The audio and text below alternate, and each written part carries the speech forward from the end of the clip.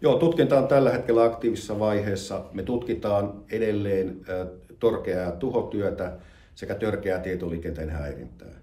Aluksen miehistöä on kuultu ja kuulusteltu ja tällä hetkellä meillä epäilyn asemassa on kuultu 9 miehistön jäsentä ja heillä on tähän liittyen matkustuskiellot voimassa tutkinnan turvaamiseksi. No, tässä vaiheessa jokainen on kertonut oman näkemyksensä. Pääosahan henkilöistä on kuultu todistajina ja he on kertonut näkemyksen tapahtumien kulusta.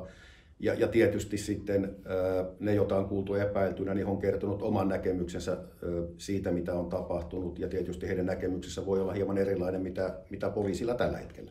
No, tämänhetkisen viranomaisten näkemyksen mukaan niin olisi ollut aika välitön vaara, että muitakin meidän vedenalaiseen kriittiseen infraan liittyviä kaapeleita tai putkia olisi voinut vaurioitua. Eli tältäkin osin niin oli aika välttämätöntä, että siihen tilanteeseen viranomaiset puuttu. Siinä on aika lähelläkin muita sähkösiirtokaapeleita sekä datakaapeleita.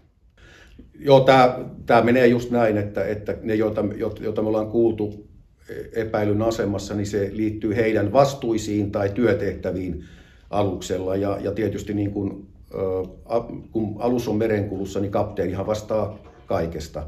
Ja sitten tietysti huomioiden ne muut henkilöt, joiden roolia on selvitetty näissä kuulusteluissa. Ja sitten jos ei ole tarvetta, niin asema muuttuu todistajaksi. Pääosa henkilöistä on kuultu todisteena.